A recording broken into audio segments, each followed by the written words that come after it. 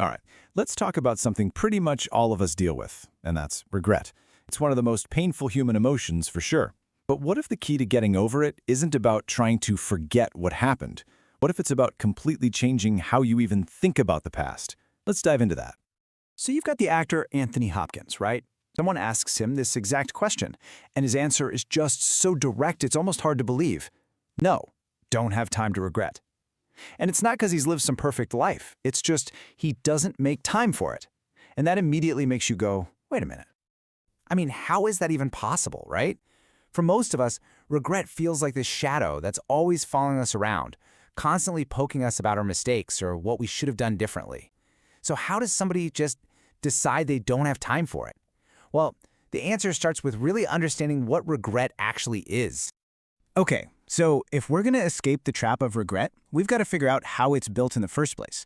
See, it's not just some bad feeling that comes and goes. It's this powerful loop in our minds that keeps us stuck, chained to the past. And the key word here, the really important word, is belief. Regret isn't just about what happened. It's about our absolute certainty that if we had made a different choice, things would have been better. We convince ourselves that we know exactly how it should have gone. And, some people take this idea even further. Spiritual teacher Sri Ravi Shankar, he puts it pretty bluntly.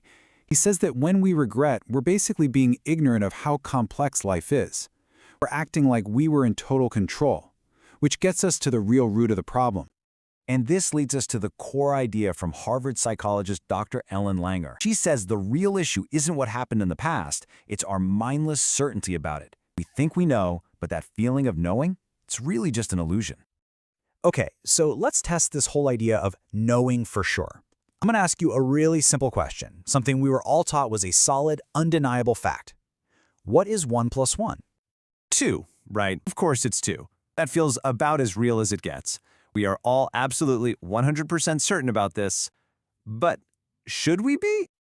Well, check this out. It turns out 2 is only the right answer in one specific context, the number system we use every day. If you're a computer using a base 2 system, the answer is 10. And hey, if you add one giant cloud to another giant cloud, you just get one bigger cloud. Same with lasagna. The point is that absolute fact was never absolute. It all depends on the context. And that right there, that's Dr. Langer's entire point. Once you can accept that everything is always changing, that every situation looks different depending on where you're standing, you realize you can't really know for certain. And admitting that you don't truly know, that's the first huge step toward freedom.